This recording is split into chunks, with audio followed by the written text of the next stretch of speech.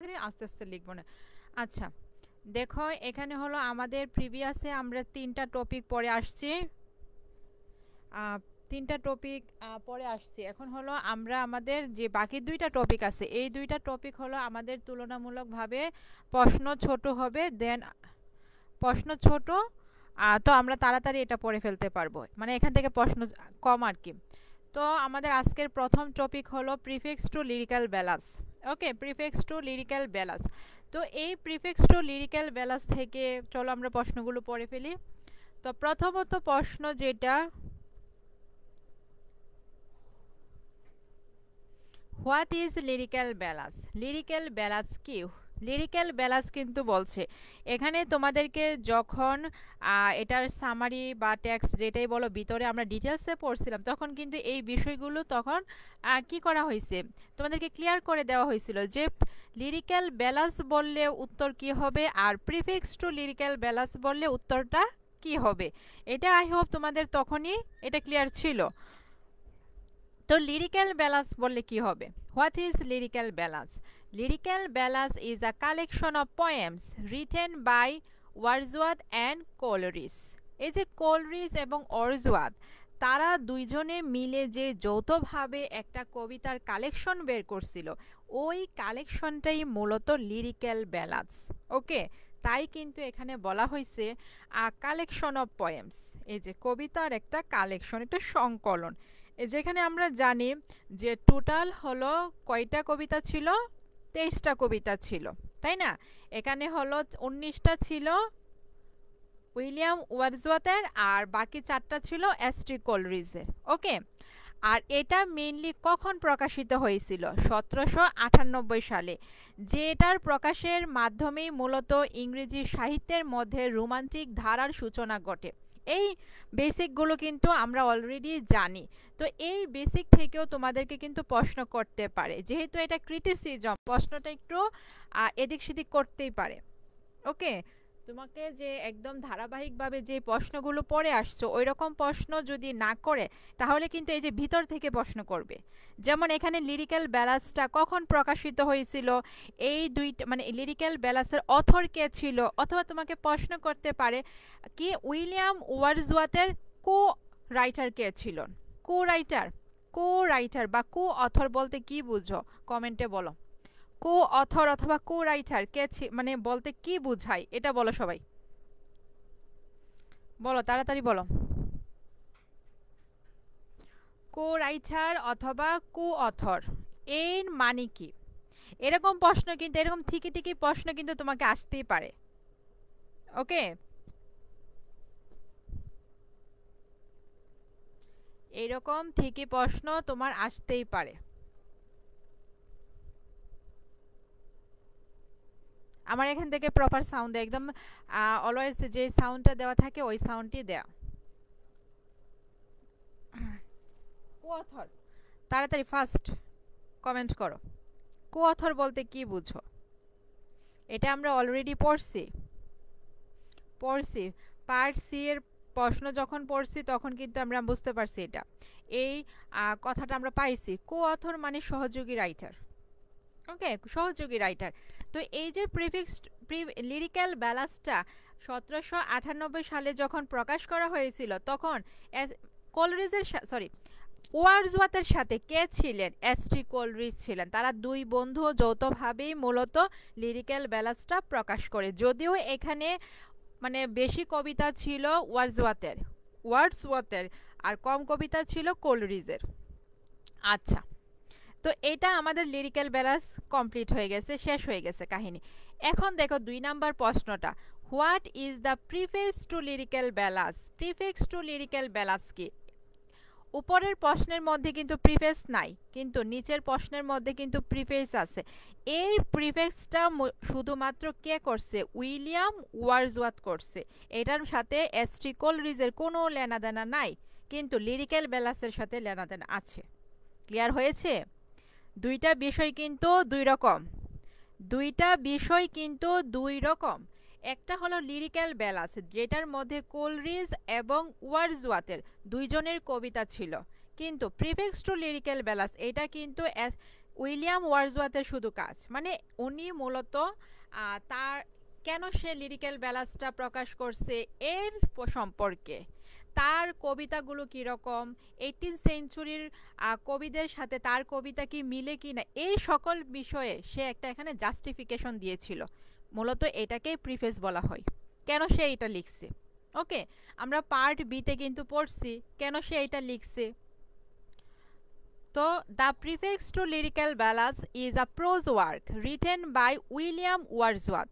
তো এই প্রিফেক্স to lyrical balance এটা হলো একটা প্রোজ ওয়ার্ক, মানে প্রোজ মানে কি, একটা গদ্য টাইপের একটা কর্ম যেটা উইলিয়াম ওয়ার্ডসওয়ার্থ লিখেছিলেন।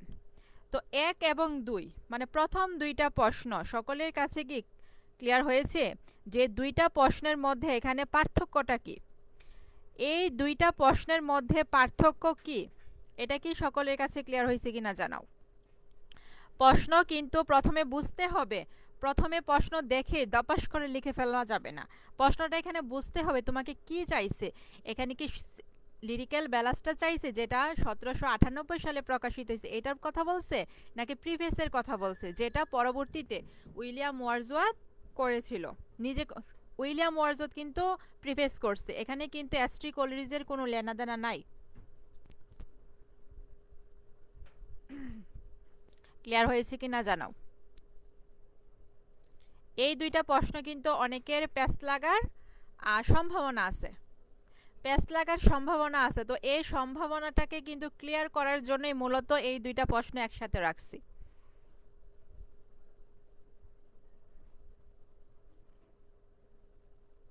আচ্ছা, তারপর 3 নাম্বার প্রশ্ন, how many Times did Wordsworth write the preface. এই যে প্রিফেসটা, এই প্রিফেসটা উইলিয়াম ওয়ার্ডসওয়ার্থ কতবার লিখছে? 5 বার লিখছিল। কতবার? 5 বার। 1798 সালে যখন প্রকাশ করে তখনও সে লিখছিল, কিন্তু ওইটা তেমন হাইলাইটেড হয় নাই, মানে ওইটা তেমন প্রকাশ পায় নাই আর কি, বুঝতে পারছি, তেমন প্রকাশিত হয় নাই। তো ওই সালটাকেও ধরা হয় যে উনি মূলত 1798 থেকে নিয়ে 5 বার এই প্রিফেস উনি লিখছে।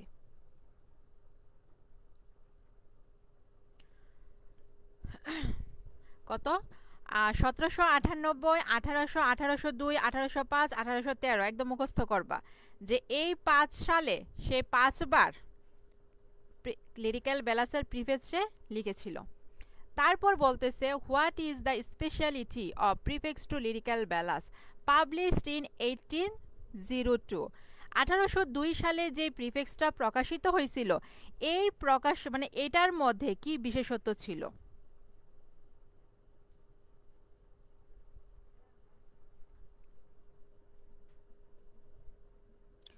The speciality of this version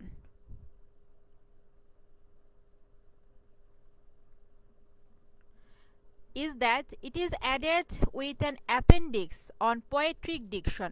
মানে poetic diction শব্দ চয়ন, এই শব্দ চয়নের উপরে এখানে সে একটা কি অ্যাপেন্ডিক্স মানে কন্টেন্ট সূচিপত্র সে এখানে অ্যাড করছে।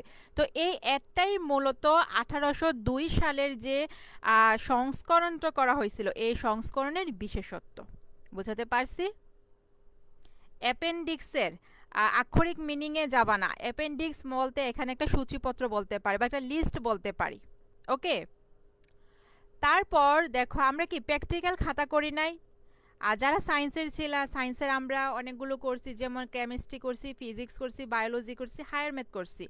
তেমনি আবার যারা সায়েন্সে ছিল না কিন্তু অন্যান্য সাবজেক্টে ছিল, যেমন কৃষি একটা ছিল, কৃষি শিক্ষা ওইটা করছো, কম্পিউটার ওইরকম ছিল ওইটাও করছো। তো এই যে এখন প্র্যাকটিক্যাল খাতার মধ্যে কিন্তু অ্যাপেন্ডিক্স থাকে, মানে সূচিপত্র থাকে, তো ওইটাই মূলত এখানে বলা হচ্ছে। তো অ্যাপেন্ডিক্স মানে এমনি তুমি আক্ষরিক অর্থ ধরো পরিশিষ্ট ওইরকম সামথিং কথা আসে, কিন্তু এখানে সূচিপত্র বলা হয় বা তালিকা বলতে পারো। আচ্ছা, তারপরের প্রশ্ন, why is prefix to lyrical balance important to us. এই যে প্রিফিক্স টু লিরিক্যাল ব্যালান্স এইটা আমাদের জন্য কেন গুরুত্বপূর্ণ? কারণ এটার মাধ্যমে ইংরেজি সাহিত্যের মধ্যে একটা নতুন যুগের নতুন কবিতার মধ্যে নতুন ধারার সূচনা ঘটেছে, তাই না?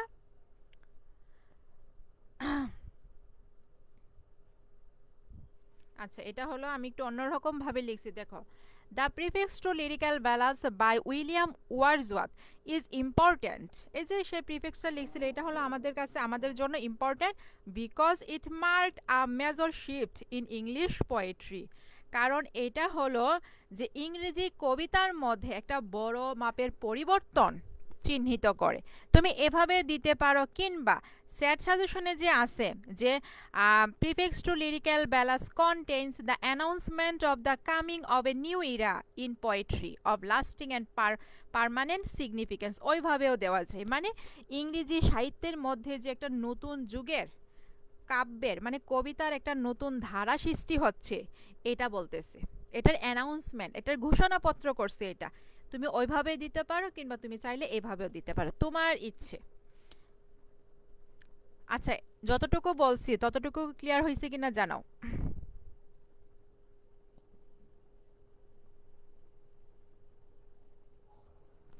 যতটুকু বললাম ততটুকু কি সকলের কাছে ক্লিয়ার হয়েছে?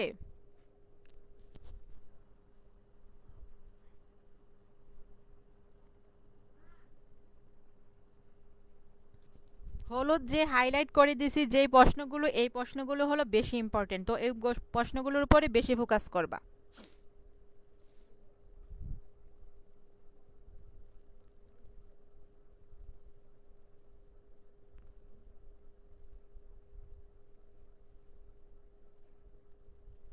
আর তোমাদের পরীক্ষার আগে আর কোনো ব্রিফের ক্লাস নিব না, আপাতত তোমরা এলিজাবেথিয়ান অ্যান্ড জ্যাকোবিয়ান ড্রামা পড়া কিন্তু শুরু করে দাও।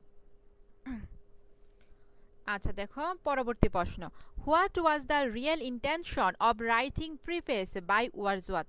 ওয়ার্ডসওয়ার্থ যে এই প্রিফেক্সটা, এই ভূমিকাটা লিখছে, এই ভূমিকাটার আসল উদ্দেশ্যটা কি ছিল? এই যে সে লিখলো, এই লেখার আসল উদ্দেশ্যটা কি ছিল? প্রশ্ন কি বাকি রেখে আসছি না? আচ্ছা, দেখো, Wordsworth wrote the preface with the sole purpose of familiarizing the readers with his poems. মানে কি এখানে বলতেছে উইলিয়াম ওয়ার্ডসওয়ার্থ এই যে প্রিফেসটা লিখছে, ভূমিকাটা লিখছে, এই ভূমিকা লেখার একটা উদ্দেশ্য ছিল, সোল পারপাস, একমাত্র উদ্দেশ্য ছিল তার পাঠকদেরকে পরিচয় করে দেয়া। ফ্যামিলিয়ারাইজিং মানে পরিচয় করিয়ে দেওয়া, ফ্যামিলিয়ারাইজিং, ওকে, উইথ হিজ পোয়েমস, তার কবিতার সাথে পরিচয় করিয়ে দেওয়া, এটাই ছিল কি তার উদ্দেশ্য। Which were different from the popular trend, মানে তৎকালীন সময়ের যে জনপ্রিয় যে ট্রেন্ডটা ছিল, ধারাবাহিকতাটা ছিল, এই ধারাবাহিক কবিতার থেকে তার কবিতাগুলো যে ভিন্ন, এই ভিন্ন কবিতার সাথে রিডার্সদেরকে পরিচয় করিয়ে দেওয়াটাই মূলত তার এই প্রিফেসের মেইন উদ্দেশ্য ছিল। এখানে রিয়েল ইন্টেনশনের জায়গায় তোমাকে কি বলতে পারে? What was the purpose, what was the purpose, এরকম প্রশ্ন কিন্তু করতে পারে। আচ্ছা, তারপর কি বলছে? What is meant by the expression gaudiness and inane phraseology, মানে এখানে 18th সেঞ্চুরির যে কবিরা যেরকম তারা শব্দচয়নগুলো করত, এটার উপরে কমেন্ট করতে গিয়ে মূলত এই এক্সপ্রেশনটা বা এই প্রেসটা ব্যবহার করা হয়েছে।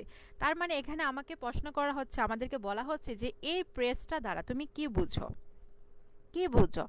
The expression means lifeless and dull high flown words and elaborate concepts. এই যে এক্সপ্রেশনটা, অভিব্যক্তিটা, এই অভিব্যক্তিটা মূলত বোঝাচ্ছে প্রাণহীন এবং নিস্তেজ যে উচ্চ উচ্চ শব্দ আছে, মানে সুগার কোটেড ল্যাঙ্গুয়েজ, যেটা যেটা আমরা জন ডানের মধ্যে পাইছিলাম। এই যে এলিজাবেথিয়ান যুগের লেখকরা কি মানে তার বিলাবেটকে প্রেস করতে, প্রশংসা করতে তারা সুগার কোটেড মানে শ্রুতিমধুর শব্দ ব্যবহার করত, কিন্তু জন ডান কি করছে? এটাকে অ্যাভয়েড করছে, এটাকে ডিক্লাইন করে দিছে সে। ওকে, তো এখানেও এটাই বলতেছে যে এই অভিব্যক্তিটা বা এই প্রেসটা মূলত প্রাণহীন নিস্তেজ যে উচ্চ শব্দ আছে এই শব্দকে বোঝাচ্ছে। অ্যান্ড ইলাবোরেট কনসেপ্টস, এবং মাত্রাতিরিক্ত যে মানে অতিরিক্ত যে কনসেপ্টস ব্যবহার করা হয় এই বিষয়টাকে বোঝানো এখানে হচ্ছে। ওকে, তারপর পরবর্তী প্রশ্ন, what kind of life was chosen for the new poetry published in the PTLB, মানে প্রিফিক্স টু লিরিক্যাল ব্যালাদ, কিন্তু ব্যালাস। অথবা এই প্রশ্নটা অন্যভাবে করতে পারে, what was the theme of Wordsworth new poetry. এই যে উইলিয়াম ওয়ার্ডসওয়ার্থ সে যে নতুন ধারার কবিতা ইংরেজি সাহিত্যে পরিচয় করিয়ে দিয়েছে, এটার থিম কি ছিল, বিষয়বস্তুটা কি ছিল? হাম্বল অ্যান্ড রাস্টিক লাইফ। তো হাম্বল অ্যান্ড রাস্টিক লাইফ এটা তো বুঝি, বিনয়ী এবং গ্রামীণ সমাজ, মানে গ্রামীণ জীবন। ওকে, তারপর বলতেছে what the what the 18th century poetry or the neoclassical poems did lack। অষ্টাদশ শতাব্দীর পোয়েট্রি কিংবা নিউক্লাসিক্যাল যুগের কবিতার মধ্যে কিসের ঘাটতি ছিল? The 18th century poetry or the neoclassical poems always lacked a good and worthy purpose, মানে ওই কবিতাগুলোর মধ্যে একটা ভালো এবং কি ভ্যালুয়েবল, মানে মূল্যায়ন করা যায় এরকম একটা উদ্দেশ্যের অভাব সবসময়ই ছিল। তারপর বলতেছে what is the difference between a poet and a common man, একজন কবি এবং একজন সাধারণ মানুষের মধ্যে পার্থক্য কি? The poet possesses a comprehensive soul, একজন কবি কি করে, একজন কি কম্প্রিহেন্সিভ সোল, মানে তার যে মনটা, তার যে আত্মাটা, এটা কি করতে পারে, একটা বিষয়কে বিশদভাবে বিস্তারিতভাবে বোঝার ক্ষমতা রাখে। এই যে একটা বিষয়কে বিস্তারিতভাবে কিংবা গভীরভাবে বোঝার যে সক্ষমতাটা, এই সক্ষমতাটাকে বলতেই মূলত এই প্রিফিক্স টু লিরিক্যাল ব্যালান্সের মধ্যে উইলিয়াম ওয়ার্ডসওয়ার্থ কম্প্রিহেন্সিভ সোল এই টার্মটা সে ব্যবহার করছে। তো একজন কবির মধ্যে কম্প্রিহেন্সিভ সোল থাকে, যার মাধ্যমে by which he can see into the life of things, জিনিসের মধ্যে কি আছে, বিভিন্ন জিনিসের মধ্যে যে জীবন আছে এটার গভীরে গিয়ে সে দেখতে পারে, which is common man can not see, যেটা সাধারণ মানুষ দেখতে পারে না। এতটুকু সকলের কাছে ক্লিয়ার হয়েছে কিনা জানাও, এতটুকু সকলের কাছে ক্লিয়ার হয়েছে কিনা একটু বলো, কমেন্টে তাড়াতাড়ি বলো।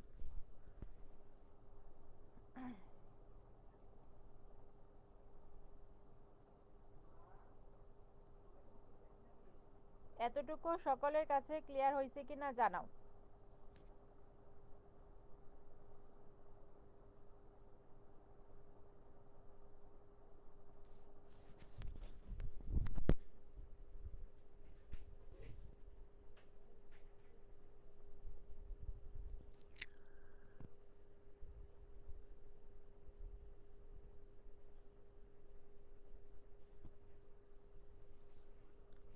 আচ্ছা, ক্লিয়ার হলে ভালো। তারপর বলতেছে what is organic sensibility. Organic সেন্সিবিলিটিটা কি? অর্গানিক সেন্সিবিলিটিটা হলো একজন কবি যে জন্মগতভাবে যে ব্যাপারটা পেয়ে থাকে এটাকে মেনলি বোঝাচ্ছে। সেন্সিবিলিটি মানে কি? সংবেদনশীলতা। তো চলো দেখি কি বলছে, উত্তরে কি বলছে। It is the capacity of a man, এটা হলো মানুষের একটা দক্ষতা বা ক্ষমতা। To receive impressions through the senses, মানুষের যে ইন্দ্রিয় আছে এই ইন্দ্রিয়ের মাধ্যমে যে সে বিভিন্ন উদ্দীপনা গ্রহণ করে, এই গ্রহণ করার একটা ক্যাপাসিটি, একটা সক্ষমতা কিংবা ক্ষমতাটাই মূলত অর্গানিক সেন্সিবিলিটি।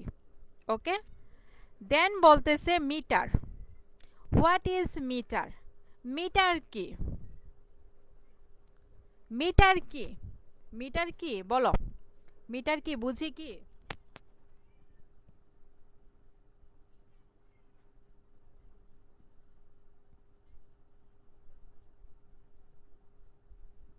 মিটার কি বুঝি?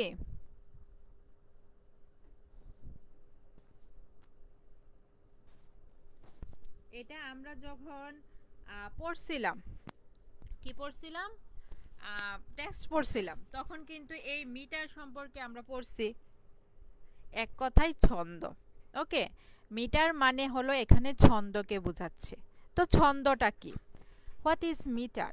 Metre is a patterned arrangement of stressed and unstressed syllable in verse.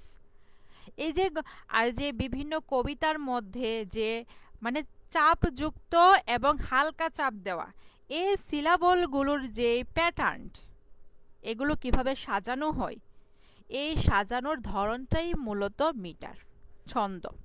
ওকে, আমরা জানি যে কবিতার লাইনগুলোর মধ্যে কি কখনো কোনো কোনো সিলাবলের মধ্যে স্ট্রেসড হয়, মানে চাপ প্রয়োগ হয়, আবার কিছু কিছু সিলাবল আছে যে স্মুথলি মানে আনস্ট্রেসড ভাবেই এগুলোকে আমরা বলে থাকি। তো এই যে স্ট্রেস আনস্ট্রেস, এই আনস্ট্রেস এবং স্ট্রেসের যে প্যাটার্ন, এটার যে ধরনের যে অ্যারেঞ্জমেন্টটা, সাজানোটা, এই সাজানোটাই মূলত মিটার। ওকে, ক্লিয়ার হয়েছে মিটার?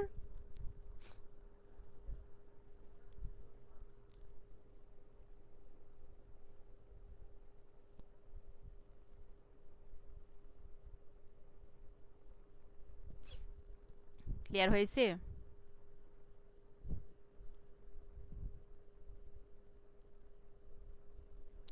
মিটারটা কি, এটা কি বুঝছো কিনা বলো?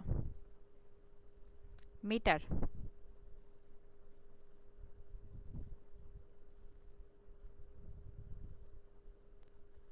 যেহেতু দুই টপিক, তাড়াতাড়ি বলতে হবে, তাড়াতাড়ি রেসপন্স করতে হবে, আজকে কিন্তু দুইটা টপিক, আজকেই ক্লোজ। আচ্ছা, তো হোয়াট ইজ সেলেস্টিয়াল আইসর? এই সেলেস্টিয়াল আইসর হলো, আমরা এখানে খুব মানে এখানে হলো কোনো মানে গ্রিক যে মিথোলজি আছে, এই মিথোলজিটাকে বোঝাতে গ্রিক মিথোলজির রেফারেন্সে মূলত এই টার্মটা এখানে আসছে। এটা যদিও আমাদের ক্রিটিসিজমের সাথে রিলেটেড না, যেহেতু এই প্রশ্নটা এখানে আছে তাই আমরা এটা পড়তেছি। ওকে, তো দেখো এটা কি। What is celestial ichor? The fluid, fluid বলতে কি তরল, flowing through the veins of gods. Veins, এই বেইনস মানে কি আমাদের যে শিরা উপশিরা আছে, নার্ভ, এই যে নার্ভ, এই মানে veins of gods according to classical mythology. Classical পৌরাণিক কাহিনীর মধ্যে গডসদের ব্রেনের মধ্যে যে তরল পদার্থ প্রবাহিত হতো, এই তরল প্রবাহ মানে তরল পদার্থটাকে মূলত সেলেস্টিয়াল আইসর বলা হয়। বুঝাতে পারছি সেলেস্টিয়াল আইসরটা কি? এখানে কিন্তু সিম্পলি বলাই আছে the fluid flowing through the veins of, এখানের এই বেইনস মানে হলো নার্ভস, আমাদের যে নার্ভ আছে, আমাদের যে শিরা আছে, এই শিরাটাকে বোঝানো হচ্ছে। ওকে, তো এখানে বলা হচ্ছে কি ক্লাসিক্যাল পৌরাণিক কাহিনীর মতে দেবতাদের ব্রেনের মধ্যে মানে তাদের যে শিরা উপশিরায় কি হতো, এক ধরনের তরল পদার্থ প্রবাহিত হতো, এই তরল পদার্থটাকে মূলত সেলেস্টিয়াল আইসর বলা হয়। ওকে, তারপর 14 নম্বর, এখানে আমি নাম্বারিংটা করে না, নাম্বারিংটা যখন তোমাদেরকে পিডিএফ দেবো তখন এটা লিখবো। How is nature connected with man? মানে প্রকৃতি কিভাবে মানুষের সাথে সম্পর্কিত, প্রকৃতি কিভাবে মানুষের সাথে সম্পর্কিত। ওকে, তো nature and men are connected with each other inseparably. মানুষ এবং প্রকৃতি একে অন্যের সাথে অবিচ্ছেদ্যভাবে কি আছে, জুড়ে আছে, সম্পর্কিত তারা। Because both of them are derived from God, কারণ তারা উভয় কি করছে, সৃষ্টিকর্তা থেকে সৃষ্টি। ডিরাইভড মানে হলো এখানে যে সৃষ্টিকর্তা মানুষকেও সৃষ্টি করছে, প্রকৃতিকেও সৃষ্টি করছে, এখানে ডিরাইভ কথাটা হলো সৃষ্টি অর্থে ব্যবহৃত হয়েছে। ওকে, এমনিতে জানি যখন কোনো একটা শব্দ অন্য একটা শব্দ থেকে মানে উৎপত্তি করে তখন এটাকে ডিরাইভড বলা হয়, কিন্তু আমরা এখানে ডিরাইভ কথাটা হলো সৃষ্টি অর্থে ব্যবহৃত করতে পারি। আচ্ছা, এখানে একটা প্রশ্ন মানে স্কিপ, আমি আনসারটা লিখতে ভুলে গেছি। What is the difference between science and poetry? Science এবং বিজ্ঞান এবং কবিতার মধ্যে পার্থক্যটা কি? ওকে, তো এখানে আমি শুধু তোমাদেরকে বলে রাখি, এটা আমি পরবর্তীতে আনসারটা করে দিব, আমি এখানে বলে রাখতেছি সায়েন্সের মধ্যে কিছু মানে সায়েন্স একটা নির্দিষ্ট ফিল্ডের মধ্যে ক্ষেত্রে এটা সীমাবদ্ধ। ওকে, কারণ সায়েন্সের মধ্যে হলো ট্রুথ, অ্যাকচুয়াল ফ্যাক্ট যে ব্যাপারটা, এই ফ্যাক্ট নিয়ে সায়েন্স ডিল করে। আর পোয়েট্রিটা হলো ইউনিভার্সাল ব্যাপার নিয়ে, মানে সার্বজনীন ব্যাপার নিয়ে ডিল করে। ওকে, এটা আমি পরবর্তীতে এখানে লিখে দিব। তারপর বলতেছে how is poetry superior to science, মানে কবিতা কিভাবে বিজ্ঞান থেকে শ্রেষ্ঠ। তো poetry is shared by all, কবিতা হলো সকলের ধারাই শেয়ার করা হয়। While science is limited to a few in its application, যেখানে সায়েন্সটা এর প্রয়োগের ক্ষেত্রে কিছু কিছু মানুষের ক্ষেত্রে, মানে কিছু কিছু মানুষে কি লিমিটেড, সীমাবদ্ধ। তার মানে এখানের সামাপটা কি হলো, পোয়েট্রির ক্ষেত্রটা হলো বিস্তৃত, অনেক, পরিধিটা বেশি, আর সায়েন্সের পরিধিটা হলো কম। তার পরবর্তী প্রশ্ন, how does the poet interpret passions, কবি কিভাবে আবেগকে ইন্টারপ্রিট করছে, ব্যাখ্যা করছে। তো the poet interprets passions by his own feeling and observations which he has, মানে কবি হলো এখানে প্যাশনসটাকে, তার আবেগটাকে কিভাবে ইন্টারপ্রিটস, ব্যাখ্যা করছে, বর্ণনা করছে নিজস্ব অনুভূতি এবং অবজারভেশনের মাধ্যমে। Okay, simple. তারপর বলতেছে what purpose does metre serve in poetry, metre serve in poetry, কবিতার মধ্যে মিটারের কাজ কি, মিটার কোন উদ্দেশ্যে ব্যবহার করা হয়, প্রশ্নটা ওইভাবে করতে পারে। তো metre heightens and improves the pleasure provided by poetry, তো কবিতার মধ্যে যে মিটার ব্যবহার করা হয়, এই মিটারটা মূলত কবিতার আনন্দটাকে, আনন্দের মাত্রাটাকে আরো বাড়িয়ে দেয়। হাইটেন্স মানে বাড়িয়ে দেওয়া, অ্যান্ড ইমপ্রুভস বিকশিত করা, উন্নতি করা। বুঝতে পারছি?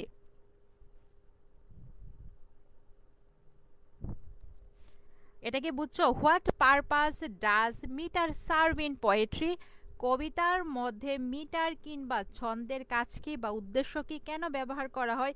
কারণ কবিতার ধারা যে প্লেজারটা, যে আনন্দটা, যে ডিলাইটটা অডিয়েন্সরা নিবে, এটার মাত্রাটাকে আরো বাড়িয়ে দেয়, এটাকে আরো উন্নত করে মিটার।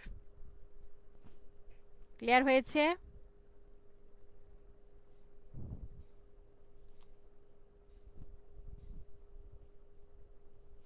আচ্ছা, এখানে আরেকটা প্রশ্ন, এটা আমি অবশ্যই ফাঁকা রাখছি নিজে ইচ্ছাকৃতভাবে।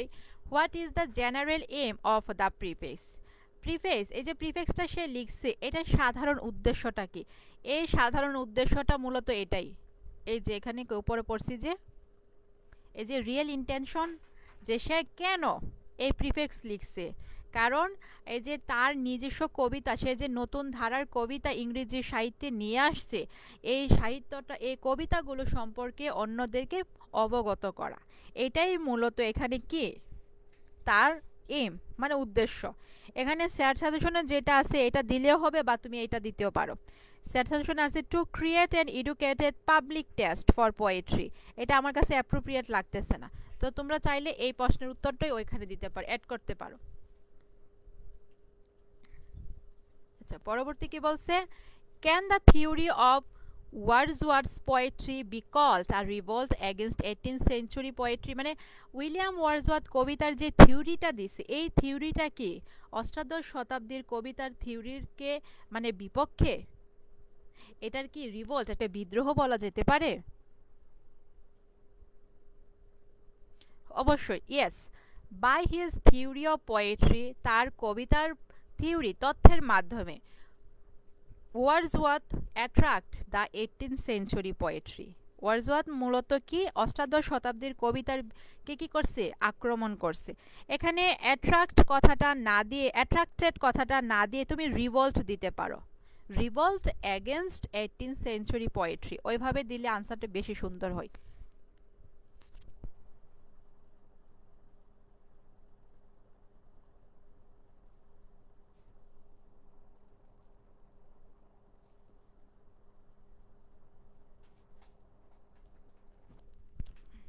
ওকে, আচ্ছা, পরবর্তী প্রশ্ন, why is prefix to lyrical ballads called a romantic manifesto, manifesto মানে ইস্তেহার।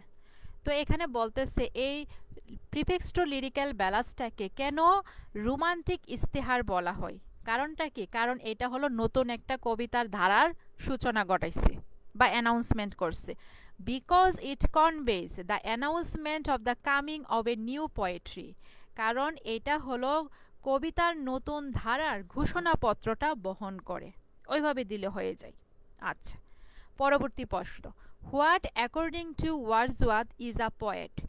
ওয়ার্ডসওয়ার্থের মতে কবিকে, কবিকে, তো উনি কিন্তু কবিতা মানে কবিকে, এই কবিকে, এটার বিষয় এবং কবির ফাংশন কি এটা নিয়ে কিন্তু সে বিস্তৃতভাবে বলছে, তাই না? এটা আমরা পড়ছি, পার্ট সি এর প্রশ্নের মধ্যে পড়ছি, ইভেন হলো আমরা যখন সামারি করছি তখনও পড়ছি।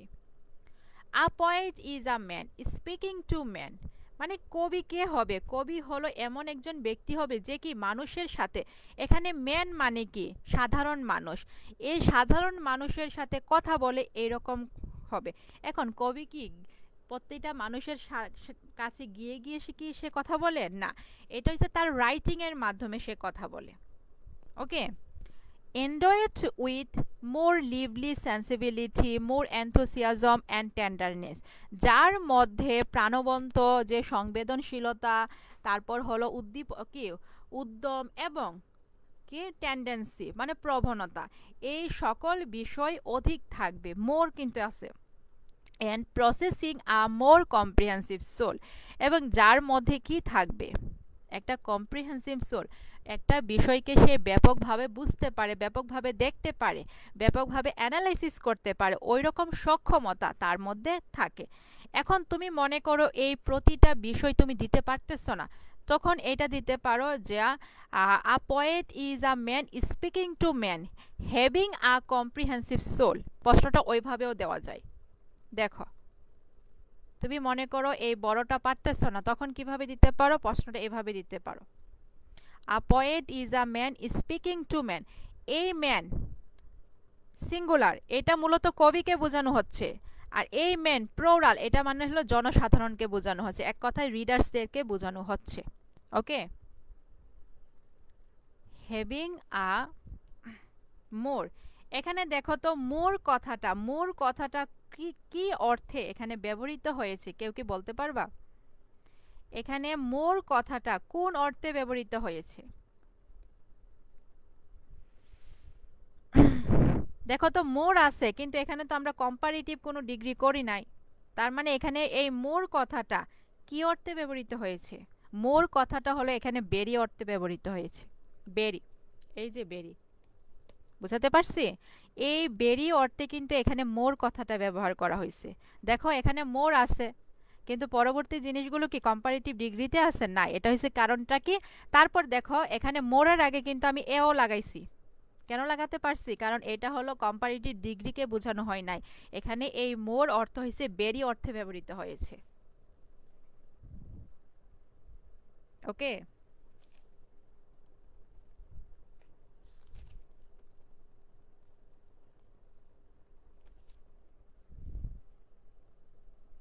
তারপর দেখো কি বলছে, what is meant by metrical composition, metrical composition ধারা কি বোঝানো হয়েছে? তো এটা কিন্তু আমরা যখন সামারি করছি তখনও পড়ছিলাম, মেট্রিক্যাল কম্পোজিশন মানে হলো এখানে পোয়েট্রিকে, কবিতাকে বোঝানো হয়েছে।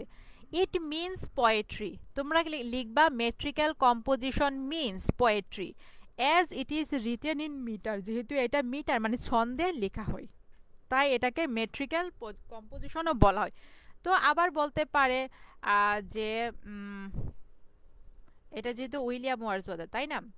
তো কি মানে পোয়েট্রিকে এখানে কি হিসাবে, কোন টার্মে এখানে বলা হয়েছে বা রেফার করা হয়েছে? মেট্রিক্যাল কম্পোজিশন, ব্যাপারগুলো খেয়াল রাখতে হবে।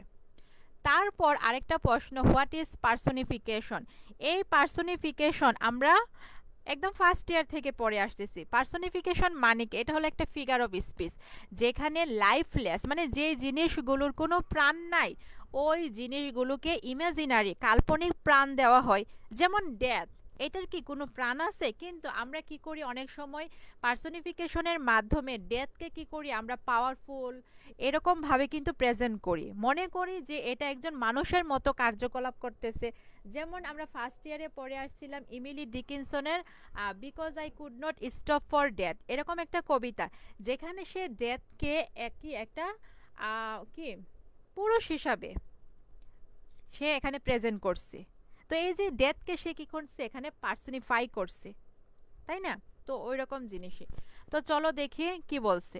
Personification is a figure of speech, এটা মূলত একটা ফিগার অফ স্পিচ বা একটা লিটারেরি ডিভাইসও বলতে পারো।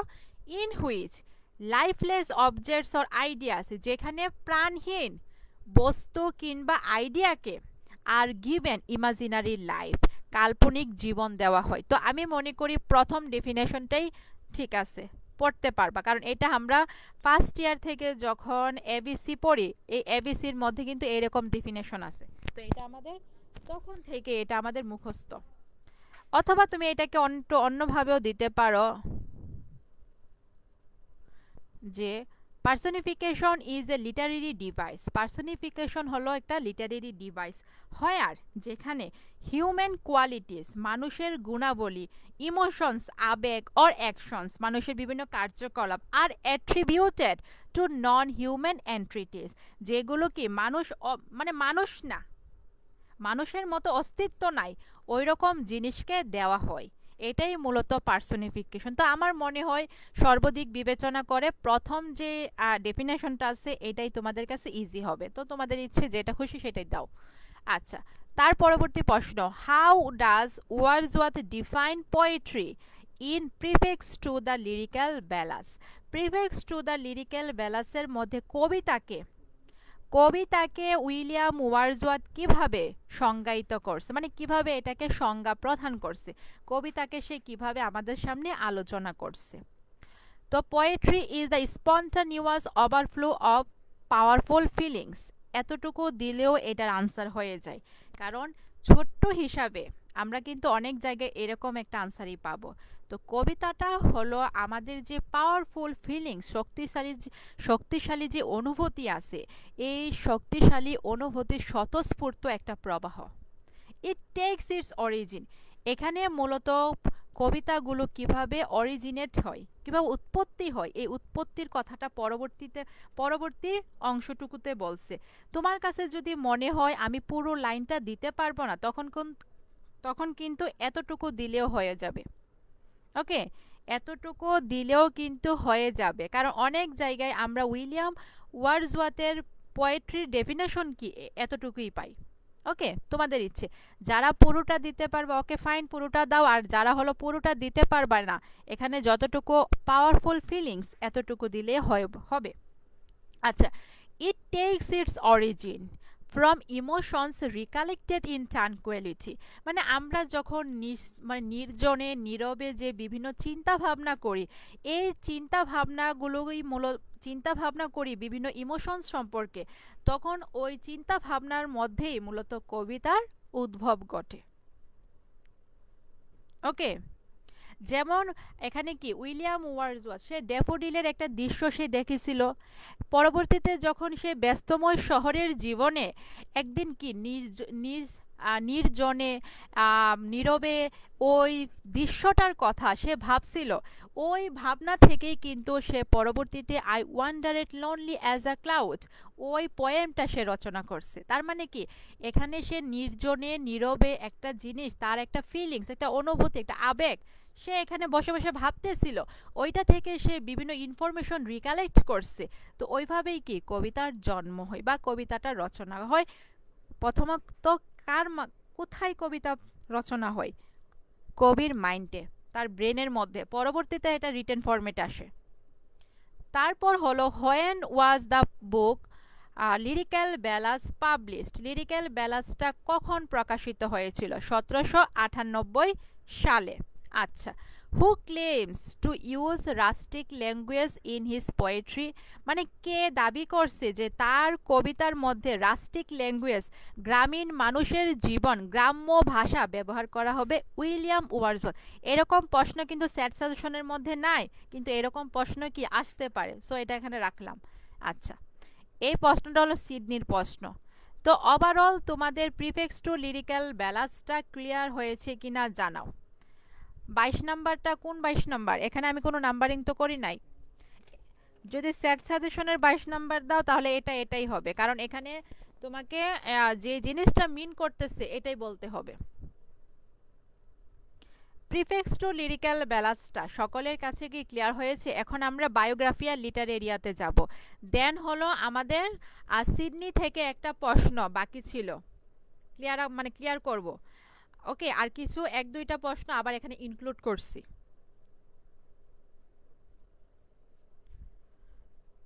যেগুলো দিচ্ছে ওইগুলোই পরে একদম মানে মুখস্থ করে ফাটাই ফেলবা, এটাই হবে। ওকে,